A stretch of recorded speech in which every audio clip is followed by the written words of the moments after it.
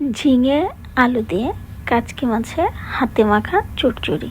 আসসালামু আলাইকুম, আশা করি সবাই অনেক বেশি ভালো আছেন। আজকে আমি আপনাদের সাথে শেয়ার করতে চলে আসলাম হাতে মাখা ঝিঙে আর আলুতে কাচকি মাছের চচ্চড়ি। প্যানে আমি একটি মাঝারি সাইজের পেঁয়াজকে কুচি করে দিয়ে দিচ্ছি 8-10টি কাঁচামরিচ কুচি, সেই সাথে দিয়ে দিচ্ছি একটি ঝিঙে কুচি। ঝিঙেকে আমি একটু চিকন করে কেটে নিয়েছি। দিয়ে দিচ্ছি মাঝারি সাইজের একটি আলুকে কুচি করে। এবার দিয়ে দিচ্ছি 1 চামচ আদা রসুন বাটা, 1/2 চামচ ধনিয়া, 1 চামচ মরিচ গুঁড়ো, 1 চামচ হলুদ গুঁড়ো, 1 চামচ লবণ, সেই সাথে পরিমাণ মতো তেল। আমি এখানে সরিষার তেলটা ব্যবহার করেছি, চাইলে আপনারা সয়াবিন তেলটাও ব্যবহার করতে পারেন। দিয়ে দিচ্ছি মাঝারি সাইজের 2টি টমেটোকে কুচি করে কেটে।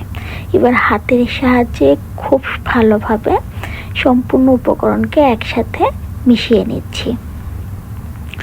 এটাকে হাতের সাহায্যে খুব ভালোভাবে একটু ডলে মিশিয়ে নিতে হবে। এই তো আমার হাতের সাহায্যে মিশানো হয়ে গেছে। এবার আমি উপর দিক দিয়ে দিয়ে দিচ্ছি কাচকি মাছগুলো। আমি এখানে প্রায় 250 গ্রামের মতো কাচকি মাছ নিয়েছি। কিছু কাচকি মাছ আমি সম্পূর্ণ উপকরণের সাথে মিশিয়ে দেব, আর কিছু কাচকি মাছ উপর দিক দিয়ে দেব। মাছ দেওয়ার পর খুব আলতোভাবে এটাকে মিশিয়ে নিতে হবে, যেন মাছগুলো একদম গলে না যায়। এবার আমি দিয়ে দিচ্ছি উপর দিক দিয়ে মাছগুলোকে, আবার একটু আলতোভাবে নাড়িয়ে নিচ্ছি।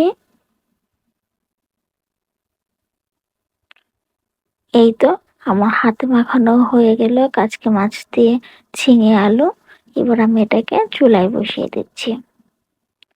চুলার আঁচটাকে শুরুতে একটু হাই হিট করে দেব এবং হাতের সাহায্যে একটু ছিটিয়ে পানি দিয়ে দিচ্ছি। খুব বেশি পানি দিতে হবে এমন না, আবার খুব কম পানি দিতে হবে এমনও না। একটু পানি দিতেই হবে যেন ভালোভাবে সিদ্ধটা হয়ে যায়।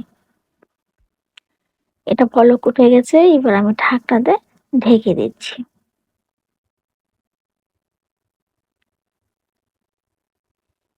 কিছুক্ষণ পরে আমি একটু দেখছি যেন নিচের দিক না লেগে যায় এবং পুড়ে না যায়। চুলার আঁচটাকে আমি একদম মিডিয়ামে এখন নিয়ে এসেছি।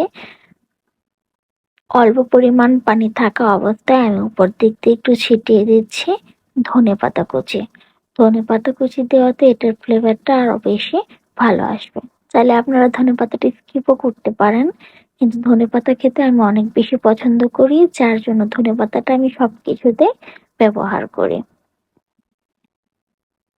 ধনেপাতা দেওয়ার পর আমি আরো কিছুক্ষণ এটাকে চুলাতেই রাখবো, কিন্তু চুলার আঁচটাকে আমি একদম লোতে নিয়ে নেব।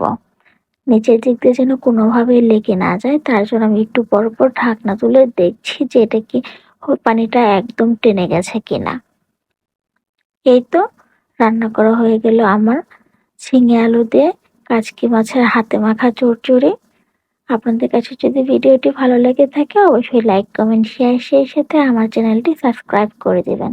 আপনারা যদি আমার ভিডিওটি আমার ফেসবুক পেজ থেকে দেখে থাকেন, কষ্ট করে হলেও আমার পেজে একটি ফলো দিয়ে দিবেন। সবাই অনেক বেশি ভালো থাকবেন। আল্লাহ হাফেজ।